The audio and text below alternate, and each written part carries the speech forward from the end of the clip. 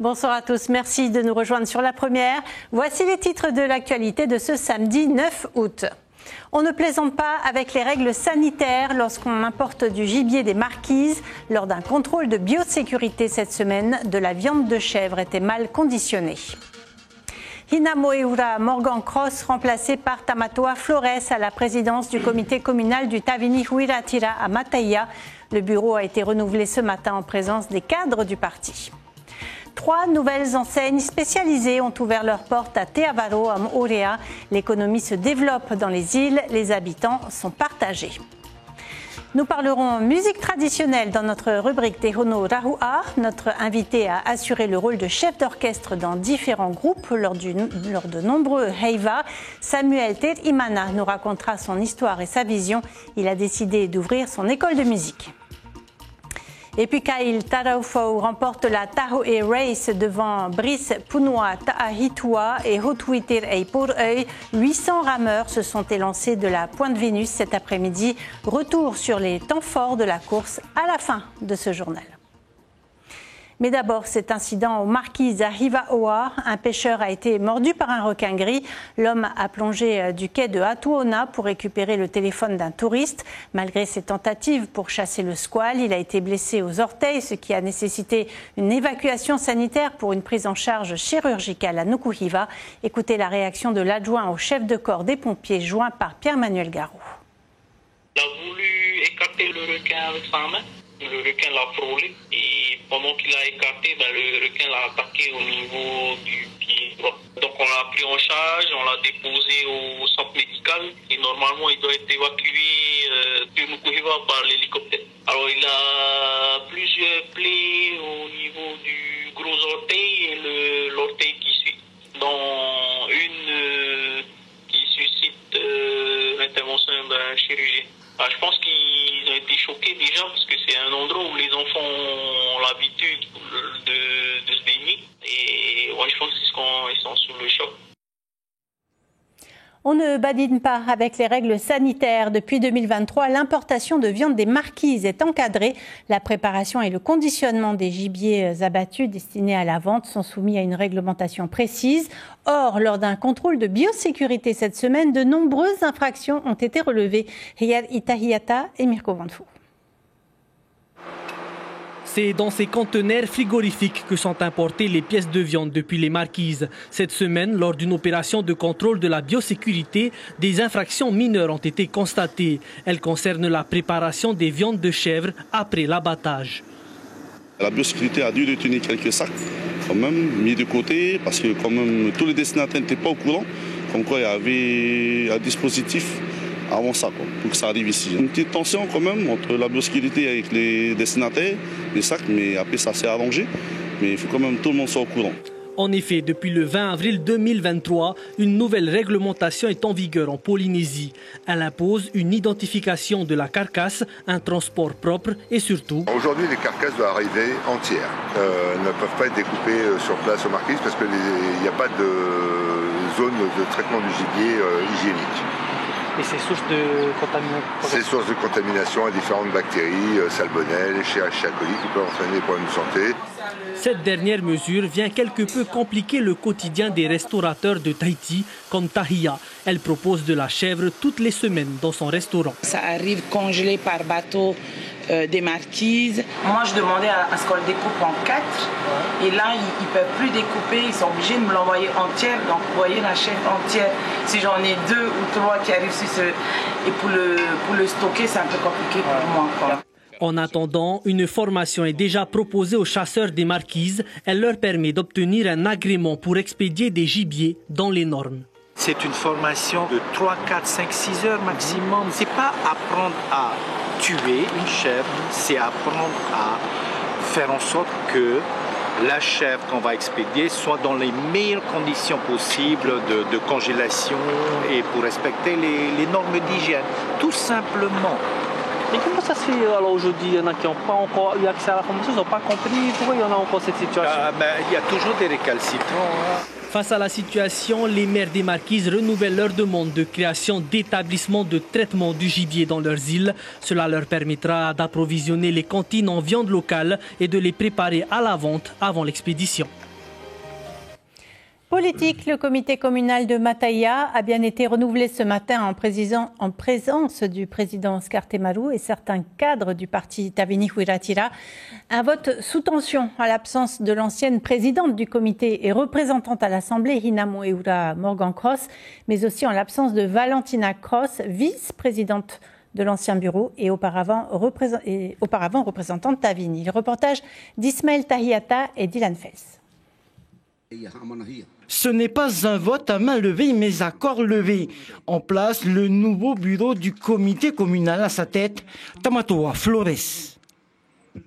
On est à quelques mois des élections, donc on est parti dans cette optique-là, d'aller à la rencontre de la population, hein, voilà, pour les préparer et puis pour défendre un peu de ce qu'on a l'intention de faire et d'aller à la rencontre des familles pour connaître leurs doléances.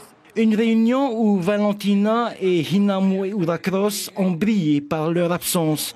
Leurs partisans n'ont pas manqué de témoigner leur déception. Pour eux, le comité directeur ne respecte pas le travail qui a été réalisé par l'ancien comité communal dirigé par Hinamoeura Morgan Cross. Je ne suis pas du tout content de cette façon de faire. Le mandat de l'ancienne équipe n'est pas arrivé à son terme. Elle devait se terminer en janvier 2026. C'est nous qui sommes allés sur les routes et dans les quartiers pour rencontrer la population de Mataïa, sous le soleil, sous la pluie, sans être payés. Nous avions confiance en vous. Nous étions pourtant un seul et même parti. Cette situation fait face aux accusations proférées sur les réseaux sociaux par l'ancienne vice-présidente du comité communal de Mataïa, Valentina Cross. Elle accuse le comité directeur de chercher à évincer sa fille, Hinamoeura, de la présidence du comité communal. C'est des propos accusateurs qui sont inacceptables. Et c'est pour ça que j'appelle cette militante à revenir à des considérations plus basses pour pouvoir continuer à dialoguer, à rester en bon terme. Je ne vais pas juger les propos qu'elle a tenus, je ne vais même pas les commenter comme je viens de le dire, simplement lui dire de revenir à des considérations plus humaines. Aujourd'hui, la nouvelle équipe du comité communal de Mataïa prête à l'action. Elle est composée de 13 commissions. 6 autres devraient voir le jour d'ici peu.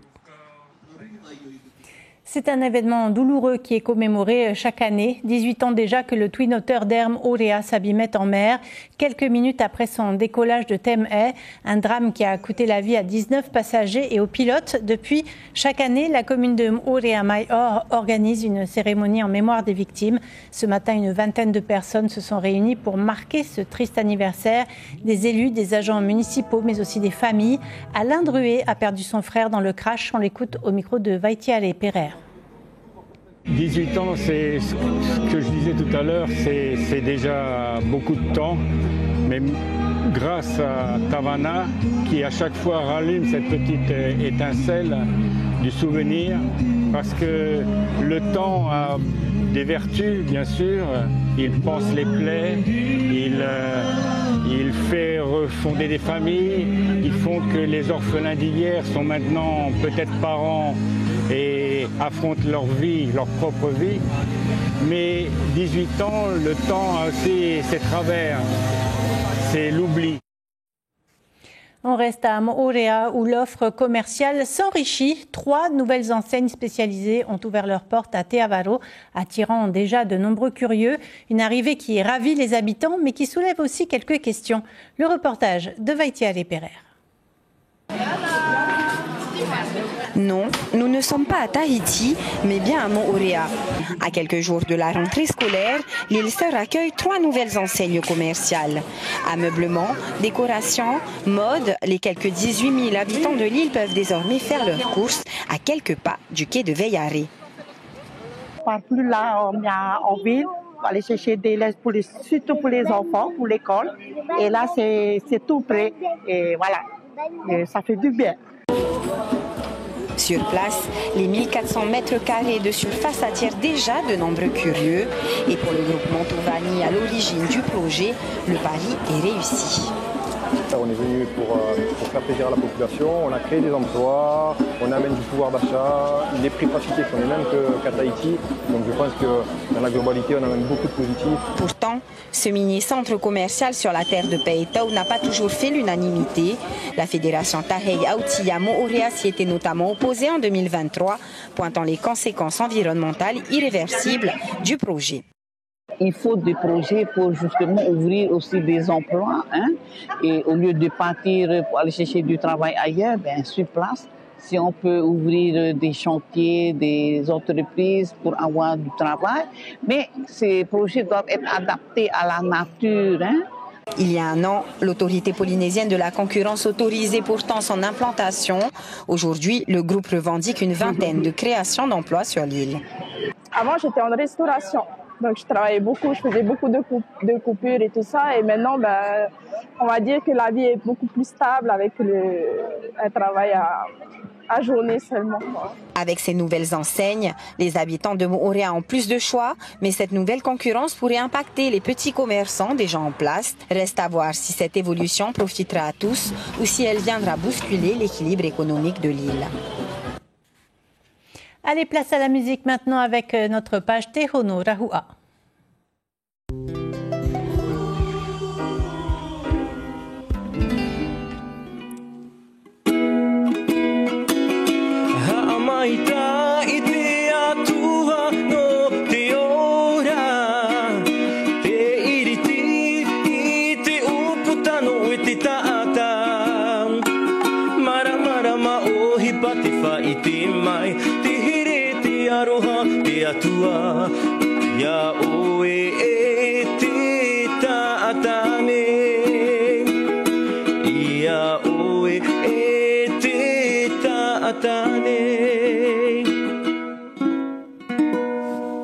Et bonsoir Samuel Terimana, bienvenue.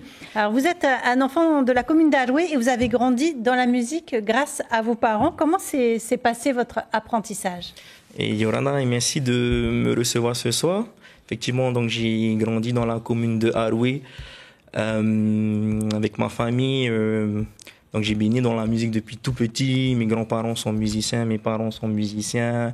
Donc voilà, la musique occupe une place importante dans ma famille. Oui, et vous faites partie d'une fratrie de 10 enfants. Tout le monde fait de la musique ou de la danse dans la famille? Exactement, on est quasiment tous artistes. Il y en a qui dansent, il y en a qui chantent, il y en a qui jouent d'un instrument. Et puis moi, je suis le musicien préféré de ma famille. Oui, toutes ces dernières années, vous avez enchaîné les heiva dans plusieurs groupes. Vous avez fait votre premier heiva en 2005 avec Ahutoru. Vous étiez tout jeune et 4 ans plus tard, vous étiez chef d'orchestre. Comment est-ce qu'on devient chef d'orchestre? On devient chef d'orchestre, je pense, grâce à ses compétences, son savoir-faire, je pense aussi.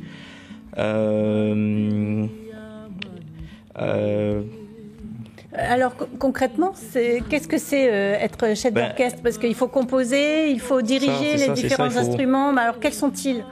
Il faut composer, il faut diriger l'orchestre. C'est une grande responsabilité quand tu es chef d'orchestre. C'est vrai qu'à l'époque, c'était mes débuts, donc je commençais et puis au fur et à mesure que je progressais, du coup je voyais mieux en fait quelles étaient les attentes, c'est ça exactement. Vous avez appris la musique en famille, alors sans passer par la case solfège ou conservatoire. Comment est-ce que vous travaillez du coup avec vos musiciens pour retenir les séquences, pour fixer les compositions? Ouais, c'est le truc justement que j'admire chez nous en tant que percussionniste traditionnel, c'est qu'on n'a pas de partition, mais on peut jouer 1 heure ou 30 minutes. Comme ça, tout se fait de mémoire. Tout se fait de mémoire. Il y a des répétitions en amont qui se font, c'est normal, mais voilà, tout se fait de mémoire. Et à force de travailler, ça développe aussi ton oreille et Et puis après, ça devient une habitude. Quoi. Donc c'est répétition après répétition, vous travaillez, vous retenez. Exactement. Et vous avez joué dans Ahutoru, mais aussi dans Oriteiti, Hitireva, Toakura, Fareihi, Manohiva. Votre plus longue expérience était avec Teiichi Ora. Vous avez eu vraiment beaucoup d'expérience en plusieurs groupes. Effectivement, Teiichi Ora, c'est vraiment le groupe de danse dans lequel je suis quasiment resté longtemps. Qu'est-ce qui vous a fait rester je dirais, Teiichi Ora, c'est déjà la notoriété. Teiichi Ora, c'est un grand groupe. Et le fait, je pense, pas que moi en tant que musicien, même en tant que danseur, c'est un privilège d'être dans ce groupe. Et puis, et aujourd'hui, vous voulez transmettre. Et aujourd'hui, voilà, grâce à tout ce bagage musical, culturel que j'ai pu acquérir, voilà, aujourd'hui, je me dis que c'est le moment de transmettre. Merci beaucoup, Samuel Tekmana. On vous retrouve à la fin du journal pour vous entendre à nouveau et plus longuement. Merci beaucoup. Et ainsi se referme notre page Tehono Rahua.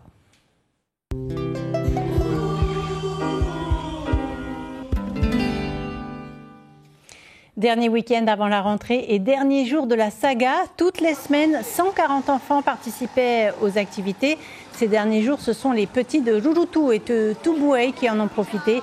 L'événement s'est déroulé comme prévu, à l'exception de la 4e semaine perturbée par la houle.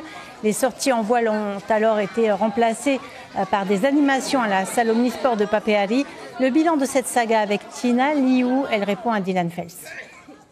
Demain aura lieu donc le départ pour tous ces enfants. Cette semaine, on a l'occasion d'avoir les enfants de Tubuai et de Rurutu qui repartiront chez eux, ainsi que les enfants de différents centres et circonscriptions, avec le cœur lourd, le cœur voilà, avec beaucoup de pleurs, et ça c'est sûr, pour les moniteurs, pour l'équipe encadrante et nous aussi, et bien sûr pour tous ces enfants et toutes ces familles d'accueil qui ont accueilli chaleureusement ces enfants comme leurs propres enfants en tous les cas. Et le budget de cette édition s'élève à près de 44 millions de francs pacifiques. Le Bougainville et ses 25 membres d'équipage étaient de passage cette semaine à Ho, au Tuamotu. Leur objectif était de livrer du matériel au RSMA, mais aussi de rencontrer la population de l'atoll. Des visites guidées ont été organisées, ainsi que des rencontres sportives. La sélection de futsal de Ho s'est mesurée aux marins. Résultat 16-6 pour la sélection. Et parmi les missions de ce bâtiment militaire, la surveillance de la ZEE ou la lutte contre le narcotrafic. Écoutez le commandant au micro de Mathieu Allot. Le bâtiment il est ouvert à la visite pour que les habitants puissent découvrir le bâtiment de la Marine nationale et ses missions en Polynésie française. Et donc on profite de ces moments-là de partage pour pouvoir connaître davantage le régiment du service militaire adapté de AO, la gendarmerie, donc à travers des rencontres sportives comme ce matin, ou alors à travers leur venue à bord pour qu'ils puissent visiter, découvrir le bateau et également les missions de la Marine nationale. En sport, Kyle Taraufau est le grand vainqueur de la Tahoe Race devant Brice Punuat Ahitua et Hotu Iterei Porei. Le coup d'envoi de cette course Open Homme de 28 km a été donné en début d'après-midi à la Pointe Vénus à Mahina. 800 rameurs étaient sur la ligne de départ. Reportage de Turouru Guerard et Teiva Ribé. Dès le départ, Taputea Tehitia impose la cadence. Au bout de 15 minutes de course, une dizaine de rameurs se détachent. En tête, Taputea de Shelva'a, suivi de près par Taputuora del Puech d'Enviropol. À la fin de la première boucle, changement de situation. Hotuiterei Porei d'Air Tahiti prend la tête. En lycra vert, Kyle Tarafao est alors dans les 10 premiers, mais sur le dernier tronçon, entre Taone et la Pointe Vénus, il est dans sa zone de confort. La remontée est sa spécialité. Après près de 2h20 d'effort, le capitaine d'Air Tahiti reprend les commandes et réalise un doublé. J'ai fait ma course, dès que j'ai vu que j'étais à l'aise, je me suis dit que j'allais plus rien lâcher. C'était pas facile. Il y avait du combat tout le long. Après, j'ai essayé de rester au contact avec les leaders et puis de gérer. Après, dans la deuxième descente, j'ai essayé de recoller le peloton. S'ensuit un duel serré entre Brice Pounoua Tahitoua de Shelva'a et le Pépérou d'Air Tahiti. Dans la dernière ligne droite, Brice parvient à faire la différence et décroche la deuxième place, juste devant Hotuiter Eipor'Ei. De la résistance, hein, c'est tout dans le vent, contre le vent là, avec Kaitarofo qui est revenu très fort. Hein, et du coup j'ai essayé de creuser un peu les cas dans la deuxième descente. Donc c'était mon point fort et j'ai réussi à creuser un peu et maintenir un peu mon amour jusqu'au tombeau du roi, hein, où Kai il est revenu. Et après j'ai essayé de le tenir du mieux que j'ai pu, pardon. Et d'être très content de finir sur le podium. La Tahoe Va'a Race est aujourd'hui la course de pirogue la plus populaire du Whenua, portée par les rameurs eux-mêmes. Près de 800 participants ont pris part à cette grande fête du Va'a. Et on arrive au terme de cette édition. Parmi les informations à retenir ce soir, un contrôle de biosécurité a révélé de nombreuses infractions lors d'une importation de viande de chèvre depuis les Marquises. Or, on ne plaisante pas avec les normes sanitaires. Une réglementation stricte existe depuis 2 ans maintenant. L'information continue sur notre site internet. Vous pourrez notamment lire un article sur le décès inexpliqué d'un vacancier de 64 ans à bord d'un vol de French Bee. Sa famille qui voyageait avec lui ainsi que l'équipage ne s'en sont pas rendus compte. Avant l'atterrissage à 4 h du matin, il n'a pu être réanimé par le SAMU. Soirée série sur la première à suivre. Après ce journal, le feuilleton Amour parfait et la série Petra. Demain, dès 6h30 sur la première radio, vous avez rendez-vous avec Laina Tetouanoui et Mélissa Chong pour les premières infos de la journée. Quant à nous, on se quitte en musique avec Samuel Terimana. Belle soirée sur nos antennes et à demain.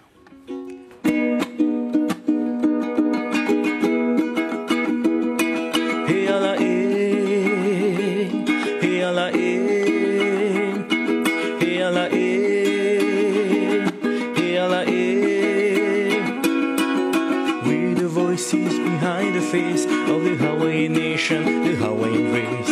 Rise for justice, the day has come for all our people to stand as one. Hey ala ea ea ea, hey ala ea ea ea. We the voices behind the face of the Hawaiian nation, the Hawaiian race. Rise for justice, the day has come for all our people to stand as one. Hey ala ea ea ea, hey ala ea. Pakini alamihi, what it is of the alamihi way. Ekiko, ekapiko, kamana, okapoe. The power of the people is the piko. Okapiko ke aloha, oka aina. Oka aina. Ehuri ikaho, ikapakini alamihi, what it is of the alamihi way. Ekiko, ekapiko, kamana, okapoe. The power of the people is the piko. Okapiko ke aloha, oka aina. Oka aina. Oka aina. Oka aina. We the warriors born to live. Retrouvez toute l'info sur WhatsApp en scannant notre QR code.